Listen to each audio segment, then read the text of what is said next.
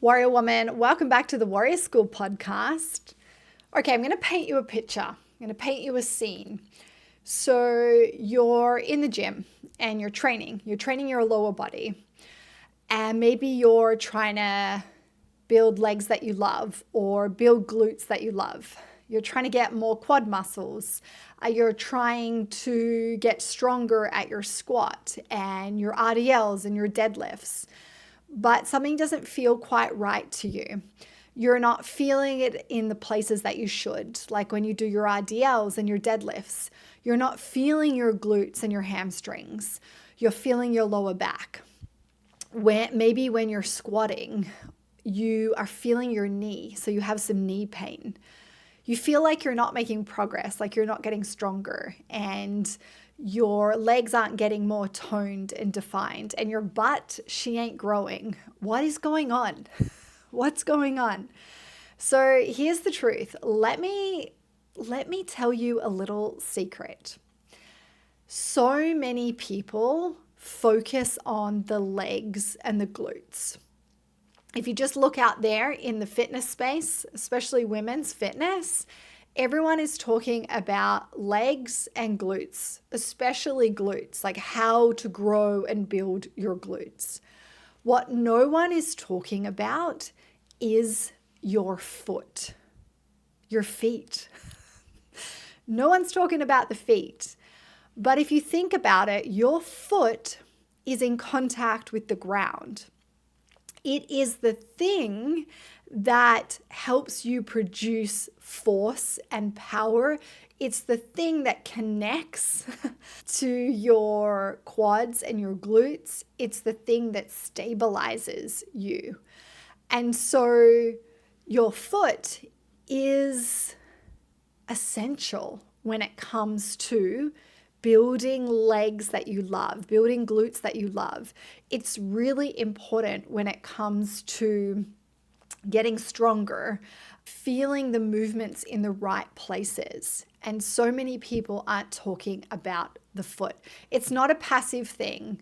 And maybe you've never thought about it. You've never thought about how your foot is so important when it comes to your strength training and building the body that you love. Isn't that a wild thought that you could build a body that you love if you knew the importance of your foot and how to use your foot properly? It's wild. So basically your foot isn't a passive thing. It isn't a thing that just goes in a shoe and you don't think about it. Your foot touches the ground. So she's in contact with the ground. She's the foundation of every single movement that you make. So think about it when you're squatting, when you're hinging, when you're doing your split squats, even when you're doing, if you love glute bridges or the hip extension machine, which, side note, I'm not a massive fan of, but that's for another conversation and another podcast. She connects to the ground or to the surface, to the platform, and it's where force starts. It's how we transfer force and power. It's how we stabilize everything. So if your feet and calves aren't functioning well, if they're weak, if they're tight, they can't stabilize or absorb force effectively, which basically means that everything above them, so your knees, your hips, your back, they can take the load or the hit. And so this is why we can see problems in the knee, the hip, and the lower back. It can actually start from the foot. So here's a really simple way to think about it. Weak feet, weak feet, weak foundation. You know me. I love talking about foundations, and your feet are the foundation to your strength training practice. Your feet are the foundation to building legs that you love, to building glutes that you love. And so we got to learn about them, and we've got to learn how to look after them and how to use them properly. There was actually some research, a review in the Journal of Foot and Ankle Research confirmed that static foot position, posture, is a risk factor for lower limb injuries. So how your foot has posture. You know how when we think about posture, we think of like shoulders back, stand up tall? Well, the foot actually has a certain posture, a resting posture or a shape.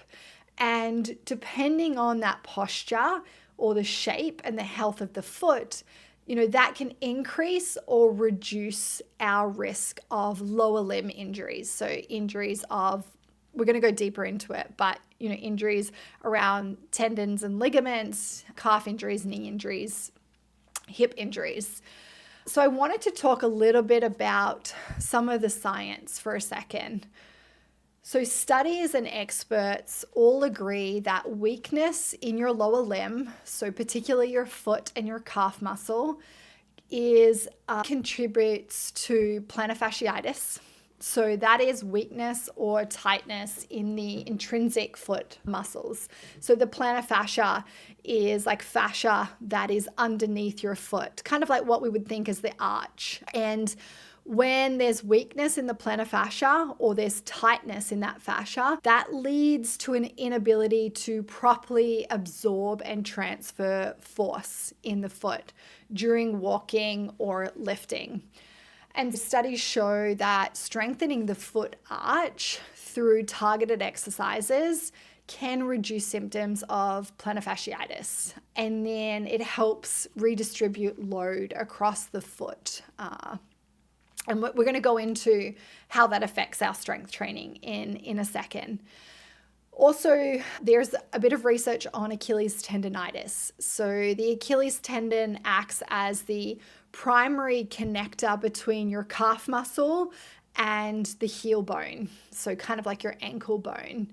And it plays a really important role in force transfer during movement. So when the calves are weak and untrained or inflexible, the Achilles tendon actually takes more of the load, so it's overloaded. And that can lead to tendonitis, it can lead to micro tears, inflammation, and it can even lead to an Achilles tendon rupture. So basically the Achilles tendon, that ankle, needs really controlled eccentric loading, which means like time under tension and loading the eccentric portion of a movement. So like really slow calf raises, but focusing on kind of the drop, the heel drop or the negative. And focusing on that has been shown to improve the tendon health and the resilience. Then there's knee pain, which is super common with a lot of people and a lot of women. And basically when you have weak calves and weak feet, or there's instability in the foot, it often forces the knee joint to compensate for a lack of stability and power in the lower limb or the lower chain. So there was a study done in the Journal of Orthopedic Sports Physical Therapy, and they found that proper foot alignment and calf strength reduced the stress on the patellofemoral joint, and that reduced the likelihood of someone experiencing knee pain during activities like squats and lunges. And then the last thing, around why we would focus on our foot and our calf muscles is that it also helps force transfer efficiency. So there's some really cool experts actually out there that I highly recommend that you follow them on Instagram. And if you're a coach, look into their work. So David Gray and Dr. Jordan Shallows, they often talk about the importance of midfoot stability during lifting. David Gray actually has a whole lower body, ankle, calf, and Achilles program that Carsten and I have done, which is amazing. And that's really helped me with my Achilles tendonitis. And I use a lot of his work for my sprinting.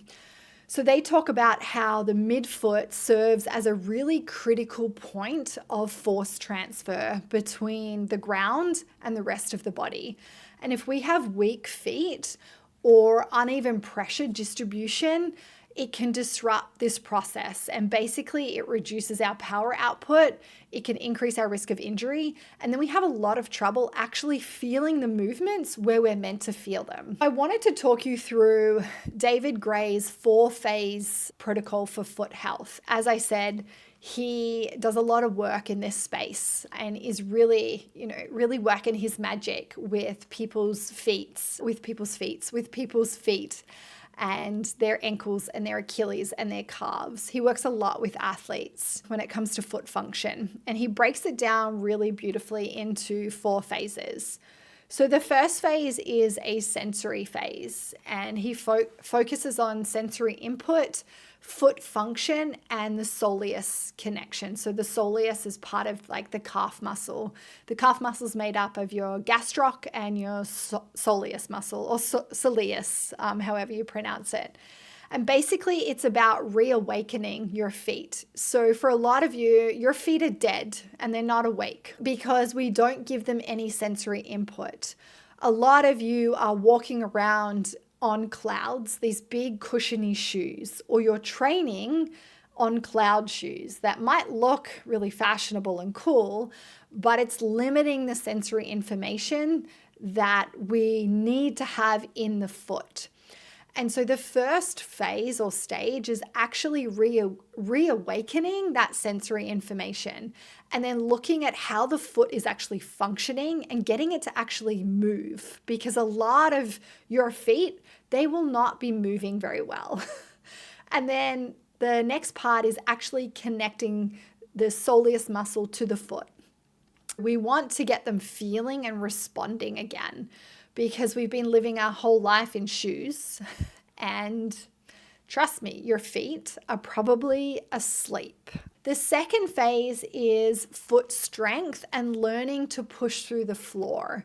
So then what he does, he starts to look at, this is where he builds foot strength through particular exercises. He's actually working the muscles in the feet, and he's teaching how to use your midfoot during lifting or during movements.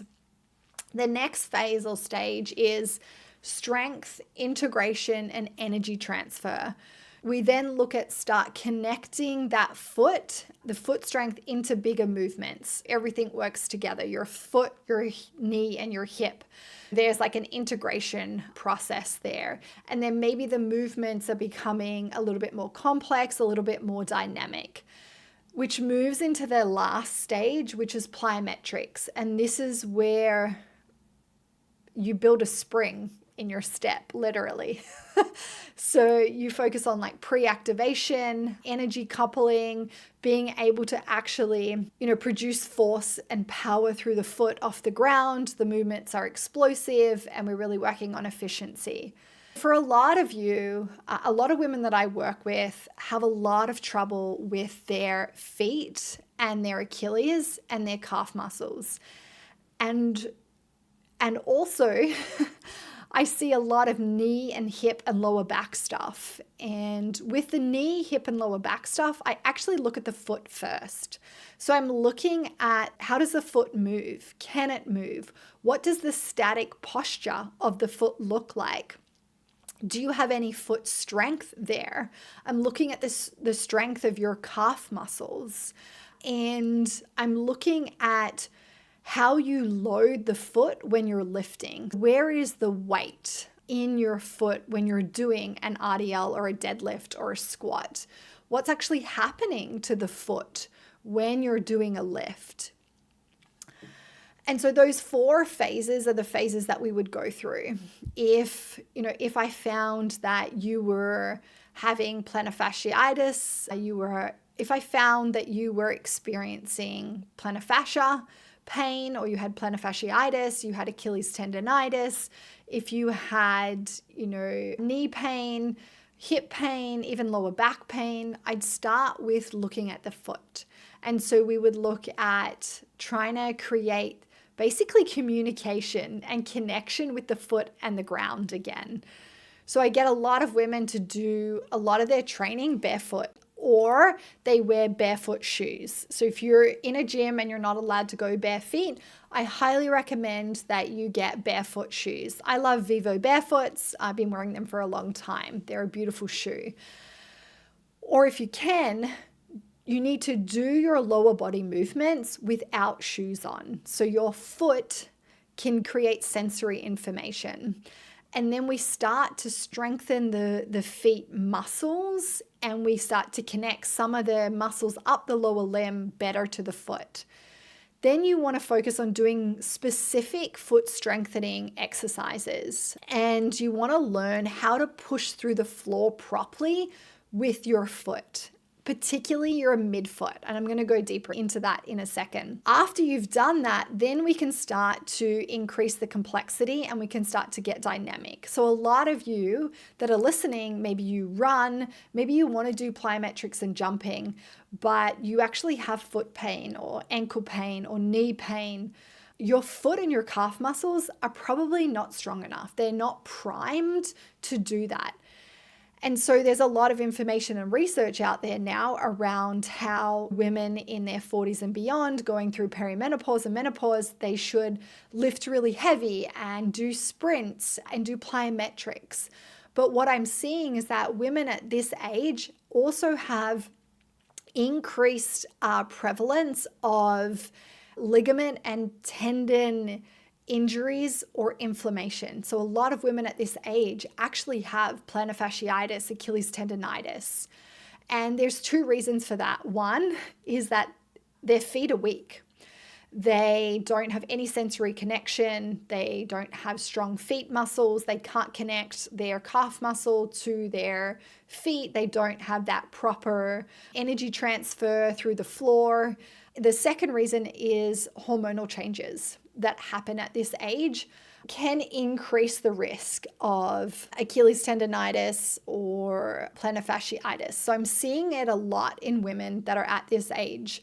But it's not, we can't just blame the hormones, which we want to do for everything right now. Mostly it's going to be because you've never thought about your feet. No one's ever told you that your feet are the foundation to your strength training practice. If you want to be able to sprint and run and jump, you need strong feet. If you want to build legs that you love, you need strong feet. If you want to grow your glutes, you need strong feet. You need to know how to connect that foot to the ground properly. All right, so what are some tips? I have some tips for you for training the foot. So how do we actually apply this? Let's make it a little bit sexy and actionable for you. Basically, the first step is to start with awareness. Pay attention to your foot. As I said, train without your shoes on. Go barefoot. And I want you to just pay attention to your foot. When you walk into your session this week, your lower body session, your main intention is to focus on your foot. Be aware of her. What is she doing? How does it feel? Where is your foot placement? Where is the pressure? When you step up for a deadlift or an RDL, I want you to think about your foot as a tripod. You have your big toe, your little toe, and then your heel. And I want you to think about, to start with, pressing evenly through that tripod. This is your anchor. So when you go into your session, your lower body session this week, your main intention is to focus on your foot, and let's create some awareness, some sensory connection with her. We're going to look at foot placement. We're going to feel pressure. And then the one action item, the one thing I want you to do is you're going to create that tripod, okay? So we've got the big toe, the little toe, and the heel. And we're going to focus on pushing evenly through that tripod as we're deadlifting or doing our RDL or pressing on the leg press or the hack squat or doing our back squat. The second thing that we can focus on is strengthening and mobilizing the foot. So we can add very specific exercises that actually strengthen the feet and all the muscles in the feet and in the lower limb. So we could be doing, yes, there's things like toe yoga and stretching out the plantar fascia, going into plantar flexion.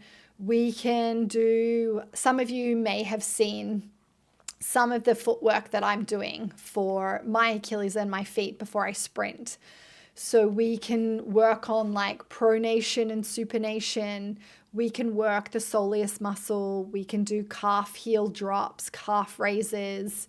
We can do like wall kickbacks, hinge squats. There's so many things that we can do to overload the foot, kind of like strength training for the foot. And then maybe your foot needs to be mobilized. So maybe it's actually not moving. So you might need some manual therapy, or you might need to learn how to actually mobilize some of the tissue in the foot. The last one is own your tempo. So when you lift, slow down. Focus on the quality of the movement. Your foot should feel grounded and connected through the entire range of motion. You should feel that sensory awareness and connection. It's really hard to focus on the foot when we're rushing and when we have shoes on. So I invite you to take your shoes off and then slow down the movement. What happens when you really start focusing on your feet? When you start to build strength in them and you build that connection? Basically, here's what happens, girl. Your lifts feel more powerful because your body is finally moving efficiently. You reduce the risk of injury because there's no more compensating up the chain. So the knees and the hips and the back don't have to work harder because the foot is actually connected properly. And so the whole chain is working, because before it's like it was missing a chain link, which puts more pressure on the other links in the chain. And then, girl, you really feel confident because everything just feels right. You finally feel your butt in an RDL or a deadlift. You finally feel your glutes in a squat. Your growing legs that you love, your growing glutes.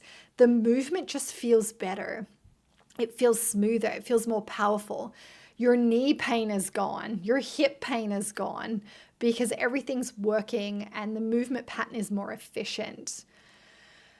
So what I want you to do this week is I want you to go barefoot, train barefoot, and I want you to bring the attention and awareness to your foot and see what you find, see what you feel. I'm just going to give you an example. So say you're working on your RDL.